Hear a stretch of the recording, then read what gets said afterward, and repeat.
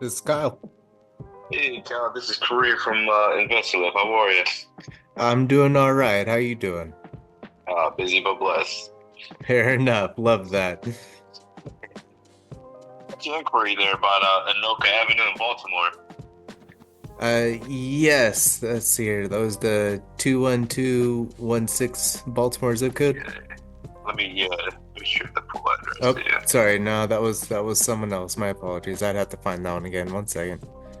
No problem. I have to confirm with my partner. I'm JV on this one. I have to make sure this one's still available, but I believe it is. Gotcha. Um, yeah, man, I lost it. Can you send me the address real quick? Yeah, it's going to be 2328 Anoka Ave. Can you spell that? Oh, yeah, it's Anoka and 21215.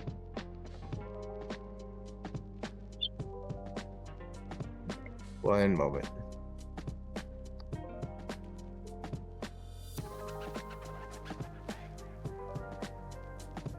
Okay, so on Zillow, it's currently listed for rent. Does that sound about right? Oh, really?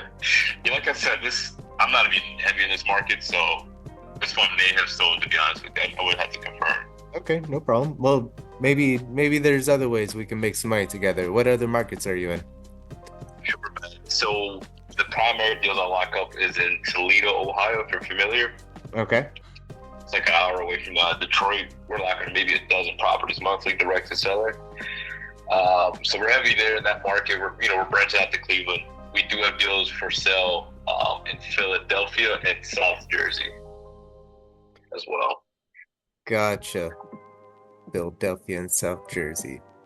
Well, I may be interested in these Ohio ones.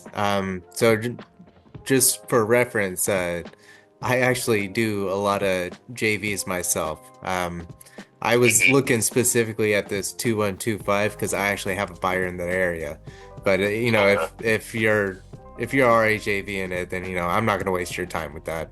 This yeah, I completely understand.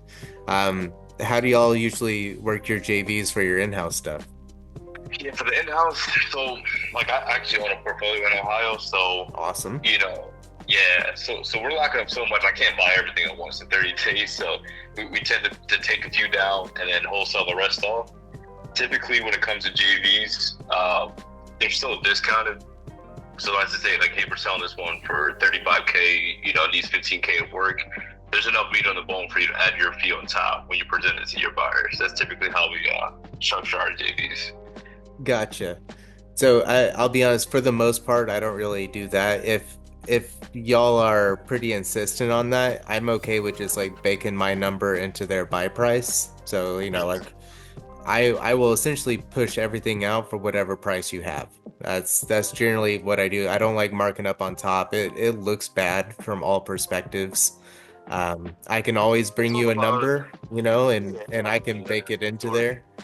Uh, you let me know if that's something you're okay with, but if you're okay with moving forward on something like that, like, I'd be happy to see if I can bring a buyer to some of those.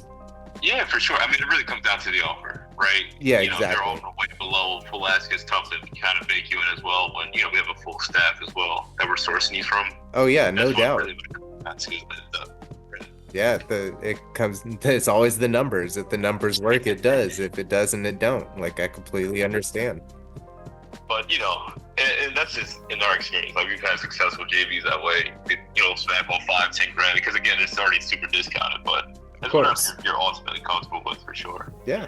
Um, with So, that being said, man, I can email you right now what we have in Ohio if anything piques your interest or if you think you have people in mind for it, man. Like I said, we're consistently locking up deals out there, so there's no shortage of that. love that. The only thing that I would require, and this, I never ask for anything exclusive, but I would ask for a non-exclusive option. That way, if you bring a buyer, your company does all the stuff and I'm not a part of it, of course I don't get anything. But if I can bring the buyer and the number does work from you, all I need is an option saying that you give me permission. That's it. Non-exclusive. everything you do on your end So is market. yours. Yeah, just permission, because I don't want to like market your stuff if you don't want me doing it, that kind of stuff. Like, I it's bad respect that for practice, sure. you know? You have a property I actually own and I'm reselling. I saw it somehow daisy chained on Investor, Yeah, which yeah, that shit's made me annoying, dude. mad. I was like, dude, I'm all for partnerships, but like, come to me first. I don't even know how they managed to make a duplicate of the same listing I already has, so that was wild. But Man, I they can understand probably just took your information and put it on their own investor lists, like, which is kind of crazy to me, but that. It's unnecessary, man. There's enough properties out there for everyone. for real. Well, if you're cool So, with it, then yeah, I would love to look at the properties. If I know I have someone interested in that specific property, I would just shoot over a text if that's okay with you, and all you gotta do is say, yes, I give you permission to market this, and then we'll go from there. man, for sure. We can definitely do some business for sure. Awesome, man. Well, then I will at least text you my info. You can send me whatever you have, and we'll see if we can make some money together. Sounds like a plan, man. Good talking to you, Kyle. Likewise, have a good one.